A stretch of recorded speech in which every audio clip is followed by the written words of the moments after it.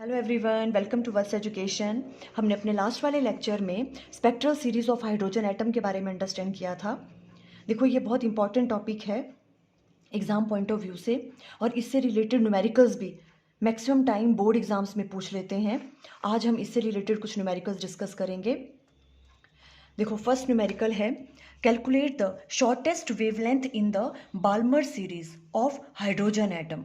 देखो, इस तरह से क्वेश्चन पूछ सकते हैं इस चैप्टर से। क्या कहा इन्होंने? Calculate the shortest wavelength. हमें फाइंड आउट करनी है हाइड्रोजन एटम के लिए, किस सीरीज के लिए? बाल्मर सीरीज के लिए। तो देखो, सबसे पहले आपको मैंने लास्ट वाले लेक्चर में भी कहा था कि इस चीज़ को नोट डाउन कर लो, ये बहुत इंपॉर्टेंट है, ऐसे ही क्वेश्चंस आते हैं एग्जाम में।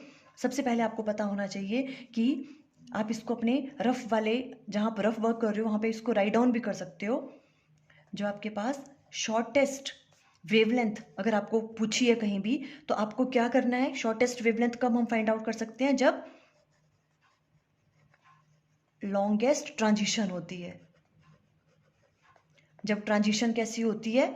लॉन्गेस्ट होती है। तो हमें जो रेडिएशंस मिलती हैं वो शॉर्टेस्ट वेवलेंथ की मिलती हैं। ठीक है, ये चीज़ पता होनी चाहिए आपको। ओके, फिर अब हमें क्या पूछा हुआ इन्होंने? बाल्मर सीरीज के लिए। ठीक है, अब हम देखो शॉर्टेस्ट वेवलेंथ निकालना चाहते हैं बाल्मर सीरीज के लिए, तो हम राइट डाउन करेंगे for shortest wavelength of Balmer series. इसमें देखो N1 की वैल्यू क्या होगी बाल्मर सीरीज में? आपको क्या, आपको किसी भी कोई भी क्वेश्चन आ जाए, आपको क्या याद रखना है? जैसे बाल्मर सीरीज में के लिए पूछा हुआ है यहाँ पे, तो बाल्मर सीरीज में जो आपके पास इलेक्ट्रॉन्स हैं वो हायर से जंप करके कहाँ पे आते हैं? किस ऑर्बिट पे? सेकंड वाली ऑर्बिट पे, है ना, बाल्मर में। तो N1 की वैल्यू क्या हो जाएगी? सेकंड, बिकॉज सेकंड ऑर्बिट पे वो आते हैं, देखो जंप करके। ये थी बाल्मर सीरीज। बाल्मर सीरीज में क्या होता है? देखो, ये फर्स्ट ऑर्बिट है और ये कौन सा है? Second orbit. तो जितने भी इलेक्ट्रॉन हैं वो हायर लेवल से जंप करके आते हैं कहाँ पे? सेकंड वाले ऑर्बिट पे सारे, देखो, है ना। तो इस वाले केस में बाल्मर सीरीज के लिए N1 की वैल्यू क्या हो जाएगी? 2। ये चीज आपको याद रखनी है हमेशा कि किस सीरीज में N1 की वैल्यू क्या होगी। N1 की वैल्यू 2 होगी, एंड N2 की वैल्यू क्या लेंगे यहाँ पे हम? बिकॉज हमें शॉर्टेस्ट वेवलेंथ पूछ रहे हैं तो लॉन्गेस्ट ट्रांजिशन होनी चाहिए। मीन्स N2 की वैल्यू क्या होनी चाहिए? हमें हायर एनर्जी लेवल लेना है। तो वो हायर एनर्जी लेवल कहाँ से आ सकती हैं? वो इन्फिनिटी से आ सकती हैं, है ना। तो N2 की वैल्यू क्या होगी यहाँ पे? बिकॉज हमें लॉन्गेस्ट ट्रांजिशन चाहिए, तो N2 की वैल्यू आपने ले ली इन्फिनिटी। इस तरह से करोगे क्वेश्चंस। ठीक है, अब आप सिंपली फॉर्मूला यूज कर लो। क्या होता है formula? 1 divided by lambda red work constant 1 divided by N1 का square minus 1 divided bye N2 का स्क्वायर। अब ये वैल्यूज पुट करेंगे। देखो, R वैसे रह गया, 1 डिवाइडेड बाय N1 की वैल्यू कितनी है? 2, 2 का स्क्वायर माइनस N2 क्या है आपके पास? इन्फिनिटी। ठीक, तो यहाँ पे क्या आ गया? 1 by lambda equal to R 1 divided by 4, और ये वाली वैल्यू तो 0 हो गई। इजी, है ना। और यहाँ से क्या आ जाएगा आपके पास? 1 divided by lambda equal to R divided by 4। कोई प्रॉब्लम यहाँ तक? क्लियर है। अब हमें लैम्डा की वैल्यू फाइंड आउट करनी है, तो देखो क्रॉस मल्टीप्लाई करेंगे यहाँ से, और लैम्डा की वैल्यू आपके पास आ जाएगी R डिवाइडेड बाय, देखो लैम्डा की वैल्यू यहाँ से हम जब कैलकुलेट करेंगे, ये क्रॉस मल्टीप्लाई किया यहाँ पे, ठीक है, तो यहाँ पे आपके पास लैम्डा की वैल्यू क्या आ गई? 4 डिवाइडेड बाय R, है ना। और हमें पता है, बिकॉज वी नो, जो 1 डिवाइडेड बाय R की वैल्यू होती है वो हम अप्रोक्सीमेट किसके बराबर लेते हैं? 911 एंगस्ट्रॉम के बराबर, है ना। ये वाली वैल्यू होती है। अब ये वैल्यू पुट कर दो यहाँ पे, lambda equal to 4 multiply by क्या आ गया? 911। तो ये वाली वैल्यू कैलकुलेट करके आ गई, देखो आपके पास 4436 एंगस्ट्रॉम। ये वाली वैल्यू आ गई वेवलेंथ की। बस सिंपल इस तरह से आपको फाइंड आउट करना है, इजी है ना। आपको पहले पता होना चाहिए कि शॉर्टेस्ट, अगर आपको वेवलेंथ पूछी हुई है तो उसके लिए लॉन्गेस्ट ट्रांजिशन होनी चाहिए। एक तो ये चीज़ पता होनी चाहिए, और अब आपके पास किस सीरीज की बात कर रहे हैं? बाल्मर सीरीज की बात कर रहे हैं, तो पता होना चाहिए कि वहाँ पे हायर लेवल से जो इलेक्ट्रॉन आते हैं वो किस ऑर्बिट तक आते हैं जंप करके? 2 पे, सेकंड ऑर्बिट पे। तो n1 की वैल्यू 2 हो गई, और हम लॉन्गेस्ट ट्रांजिशन की बात कर रहे हैं, तो n2 की वैल्यू क्या होगी, कहाँ से आएंगे वो, किस ऑर्बिट से, इन्फिनिटी से। बस ये वैल्यूज पुट कर दी यहाँ पे, क्लियर है। और 1/r की वैल्यू होती है 911 एंगस्ट्रॉम, ये अप्रोक्सीमेट होती है। आप कैलकुलेशन के टाइम पे यहाँ पे 912 भी ले सकते हो, अगर आपको ईजी करनी है, जैसे भी आपको ठीक लगे, 910 भी ले सकते हो, क्लियर। ओके, अब देखो सेकंड क्वेश्चन करते हैं।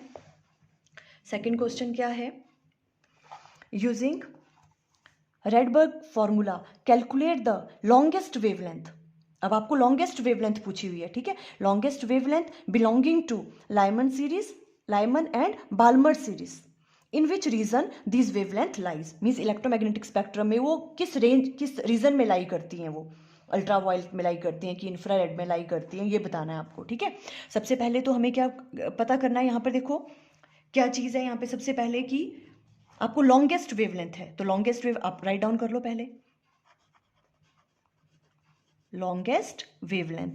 लॉन्गेस्ट वेवलेंथ के लिए क्या होना चाहिए, ट्रांजिशन स्मॉलेस्ट ट्रांजिशन होनी चाहिए, ठीक है, तभी हमें मिलती है लॉन्गेस्ट वेवलेंथ। ट्रांजिशन बहुत कम होनी चाहिए, ठीक है, स्मॉलेस्ट ट्रांजिशन होनी चाहिए। ओके, फिर अब देखो, अब हम राइट डाउन करेंगे for longest wavelength of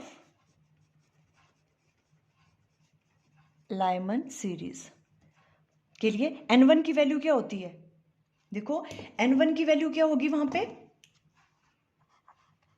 Lyman series में किस ऑर्बिट पे आते हैं जंप करके, फर्स्ट ऑर्बिट पे। देखो ये Lyman series n=1 first orbit पे जंप करके आते हैं सब, है ना। तो n1 की वैल्यू क्या है यहाँ पे 1, और n2 की वैल्यू क्या होगी, अब हमें स्मॉलेस्ट ट्रांजिशन चाहिए, 1 पे आएंगे जंप करके, 2 से 3 से 4 से 5 से इन्फिनिटी से, हमें तो स्मॉलेस्ट ट्रांजिशन चाहिए। स्मॉलेस्ट ट्रांजिशन मीन्स सबसे नजदीक वाला कौन सा ऑर्बिट है जहां से इलेक्ट्रॉन जंप करके फर्स्ट वाले ऑर्बिट पे आ रहे हैं, तो n=2 से आएंगे वो, सेकेंड ऑर्बिट से फर्स्ट ऑर्बिट में, यही हुई ना स्मॉलेस्ट ट्रांजिशन इसके लिए, है ना। तो अब देखो यहाँ पे n1 की वैल्यू 1 है, और n2 की वैल्यू क्या हो जाएगी 2, यही हुई स्मॉलेस्ट ट्रांजिशन। बस ये वाली वैल्यूज अब पुट कर दो फॉर्मूला में। तो फॉर्मूला क्या है आपके पास, 1 divided by lambda equal to r, 1 divided by n1 का square minus 1 divided bye n2 का स्क्वायर। यहाँ वैल्यूज पुट करेंगे तो देखो r, और यहाँ पे आ जाएगा 1 डिवाइडेड बाय n1, 1 है, 1 का स्क्वायर माइनस 2 का स्क्वायर, n2 की वैल्यू 2 है, क्लियर। यहाँ से 1 डिवाइडेड बाय लैम्डा r, और यहाँ पे क्या आ गया 1 माइनस 1/4, और यहाँ क्या आ गया, देखो यहाँ पे हमने ले लिया एलसीएम, 4 माइनस 1, तो 1 डिवाइडेड बाय लैम्डा किसके बराबर आ रहा है, देखो r 3/4, इस तरह से राइट डाउन कर सकते हैं, क्लियर। अब यहाँ से आपको लैम्डा की वैल्यू फाइंड आउट करनी है, तो लैम्डा की वैल्यू क्या हो जाएगी, देखो क्रॉस मल्टीप्लाई करेंगे, और यहाँ पे लैम्डा की वैल्यू क्या आ जाएगी 4/3, यहाँ आ जाएगा r, है ना। और आपको पता है देखो यहाँ से अब लैम्डा इक्वल टू 4/3, 1/r की वैल्यू कितनी होती है, देखो बिकॉज 1/r की वैल्यू कितनी होती है 911, अप्रोक्सीमेटली इक्वल टू 911 एंगस्ट्रॉम, ठीक है। अब देखो हमने क्या कहा, हम इसको अपनी हिसाब से थोड़ा बहुत चेंज भी कर सकते हैं, ठीक है। अब देखो अगर हम 911 यहाँ पुट करें तो वो 3 से डिवाइड नहीं होता, है ना। अगर हम 912 ले लें तो वो डिवाइड हो जाएगा, तो आप यहाँ पे क्या ले सकते हो, इसको 912 भी ले सकते हो, बिकॉज अप्रोक्सीमेट वैल्यू चाहिए होती है हमें, क्लियर। तो आप यहाँ राइट डाउन कर सकते हो 912। अब इससे ये वाली चीज़ क्या हो रही है, कैंसिल आउट हो रही है, ठीक है। तो देखो 3 3 ज़ा 9 ये, एंड 4 3 ज़ा 12, और यहाँ से लैम्डा की वैल्यू आपके पास आ गई 4 4 ज़ा 16, 1216 एंगस्ट्रॉम, ये आ गई वैल्यू वेवलेंथ की। कौन सी वेवलेंथ निकली है, लॉन्गेस्ट वेवलेंथ, किसके लिए, लाइमन सीरीज के लिए, ठीक है। अब इन्होंने पूछा था कि ये किस रीजन में लाई कर रही है, तो देखो किस रीजन में लाई कर रही है, ये वाली अल्ट्रा वायलेट रीजन में, है ना, विजिबल में तो नहीं है, 4 से कम है ना, 4000 से। तो अब क्या आप यहाँ पे राइट डाउन कर सकते हो, द ट्रांजिशन, देखो विजिबल है, the transition lies in ultraviolet region में। क्लियर? इस तरह से करोगे ये वाला क्वेश्चन। तो देखो इस तरह से हमने लॉन्गेस्ट वेवलेंथ फाइंड आउट कर ली लाइमन सीरीज के लिए। क्लियर? और अब इन्होंने क्या पूछा है, बाल्मर सीरीज के लिए भी हमें फाइंड आउट करनी है। ठीक है, तो बाल्मर सीरीज के लिए करते हैं। देखो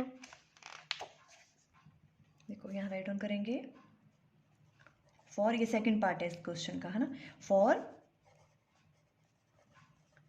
longest wavelength of Balmer series के लिए n1 की वैल्यू कितनी होगी? बाल्मर सीरीज में किस ऑर्बिट पे आते हैं जंप करके? सेकंड वाले ऑर्बिट पे आते हैं, है ना, ये वाली बाल्मर सीरीज सेकंड ऑर्बिट पे आते हैं। देखो ये n=2 इस पे जंप करके आते हैं, और इसमें n2 की वैल्यू क्या होगी? हमें शॉर्टेस्ट ट्रांजिशन चाहिए, तो n2 की वैल्यू क्या होगी? सेकंड पे और पे जंप करके आ रहे हैं, और कहाँ से आएंगे? थर्ड वाले ऑर्बिट से। सबसे नज़दीक वाली ट्रांजिशन तो यही होगी, है ना। तो इस वाले केस में आपके पास n1 की वैल्यू कितनी आ गई? 2, और n2 की वैल्यू क्या लेंगे हम? बिकॉज हमें शॉर्टेस्ट ट्रांजिशन चाहिए, बिकॉज हम लॉन्गेस्ट वेवलेंथ फाइंड आउट कर रहे हैं, है ना। तो n2 की वैल्यू यहाँ पे क्या आ जाएगी? 3। सिंपल। अब इसके बाद तो आपको क्या करना है? फॉर्मूला ही लगाना है। फॉर्मूला क्या आपके पास? 1 divided by lambda r 1 divided by n1 का square minus 1 divided bye n2 का स्क्वायर। वैल्यूज पुट करो। 1 divided by lambda 1 divided by n1 क्या है आपके पास? 2 का स्क्वायर, और n2 क्या है आपके पास? अब 3 का स्क्वायर। क्लियर? और यहाँ से देखो r सॉल्व करेंगे तो 2 2 ज़ा 4, 3 3 ज़ा 9, इस तरह से। तो यहाँ पे आ गया 1 divided by lambda equal to r, और यहाँ आ गया एलसीएम 36, 9 माइनस 4। क्लियर? और यहाँ पे आ जाएगा 5 डिवाइडेड बाय 36। अब यहाँ से आपको अगर लैम्डा निकालना है, ठीक है, लैम्डा क्रॉस मल्टीप्लाई करोगे ये वाली चीज़, है ना, ये वाली और ये वाली चीज़, तो लैम्डा इक्वल टू किसके बराबर आ जाएगा आपके पास? 36 divided by 5r। Clear? Okay. अब देखो यहाँ पे 36 डिवाइडेड बाय 5, अब 1 डिवाइडेड बाय r, बिकॉज हमें पता है 1 बाय r की वैल्यू किसके अप्रोक्सीमेट होती है? 911 एंगस्ट्रॉम। पर 911 क्या हो रहा है? देखो नहीं जाएगा 5 से, तो 910 ले लो आप, 910 भी ले सकते हो आप। ठीक है, तो मल्टीप्लाई बाय यहाँ क्या आ गया? 910, है ना। अप्रोक्सीमेट ले सकते हो, 910 ले सकते हो, 912 ले सकते हो। ठीक है, अप्रोक्सीमेट नज़दीक नज़दीक होनी चाहिए इसकी वैल्यू। अब देखो इसको डिवाइड कर दो तो क्या आ गया यहाँ पे? 5 1 5 2, 182 मल्टीप्लाई बाय 36। ठीक है, तो यहाँ से आपके पास लैम्डा की वैल्यू आपके पास आ जाएगी, अब ये कैलकुलेट करके 6552। ठीक है, आप कैलकुलेट कर लेना, इतने एंगस्ट्रॉम। ये आ गई वेवलेंथ किसके लिए? बाल्मर सीरीज के लिए लॉन्गेस्ट वेवलेंथ ये वाली आ गई। क्लियर? अभी देखो किस वाले रीजन में है, लाई कर रही है? विजिबल रीजन में। 4 से लेके 8000 तक कौन सा रीजन होता है? विजिबल रीजन, इलेक्ट्रोमैग्नेटिक स्पेक्ट्रम का। ठीक है, तो आप राइट डाउन कर सकते हो the transition lies in visible region. Visible region में इसकी ट्रांजिशन लाई कर रही है। इस तरह के क्वेश्चन पूछ सकते हैं देखो एग्जाम में। ठीक है, बस ये चीज़ आपको याद रखनी है, लॉन्गेस्ट वेवलेंथ कैसे निकालनी है और शॉर्टेस्ट वेवलेंथ कैसे निकालनी है। क्लियर? अब देखो कई क्वेश्चंस ऐसे भी हैं आपके एनसीईआरटी में, क्वेश्चन था एक, ये ऐसे भी पूछ सकते हैं कि calculate the wavelength of the first 4 spectral lines in the Lyman series of the hydrogen spectrum. Lyman series के लिए आपको जो 4 स्पेक्ट्रल लाइंस हैं स्टार्टिंग वाली, वो निकालनी है। तो आपको ईजी है निकालना, है ना। फॉर्मूला तो यही वाला लगना है। ठीक है, देखो फॉर्मूला तो हम यही वाला यूज करेंगे सब जगह। अब लाइमन सीरीज की बात कर रहे हैं, पर हमें ये पता होना चाहिए लाइमन सीरीज में किस ऑर्बिट पे आते हैं जंप करके? वो 1 पे आते हैं, तो n1 की वैल्यू क्या होगी? 1 हमेशा। और कहाँ से आते हैं? सेकंड से आ सकते हैं, थर्ड से आ सकते हैं, फोर्थ से आ सकते हैं, है ना। अब आपको सारे के सारे निकालनी है। मान लो आपको 4 स्पेक्ट्रल लाइंस पूछी हैं, ठीक है, तो आप फर्स्ट वाले में क्या निकालोगे? n1 की वैल्यू तो हमेशा 1 ही लोगे, है ना। और n2 की वैल्यू फर्स्ट टाइम में आप 2 ले लो, वो वाली वेवलेंथ निकाल दो। और सेकंड वाले में फिर सेकंड स्पेक्ट्रल लाइंस के लिए n2 की वैल्यू यहाँ 3 रख दो, 4 रख दो, फिर 5 रख दो। ठीक है। और n1 की वैल्यू फिक्स रहेगी बिकॉज इसी वाले ऑर्बिट पे आ रहे हैं वो जंप करके। आप इस तरह से पूरी कैलकुलेशन कर सकते हो और λ1, λ2, λ3 और λ4 जितनी आपसे वेवलेंथ पूछी हुई हैं आप वो फाइंड आउट कर सकते हो। इस तरह के क्वेश्चन भी पूछ सकते हैं। क्लियर? Okay, thank you.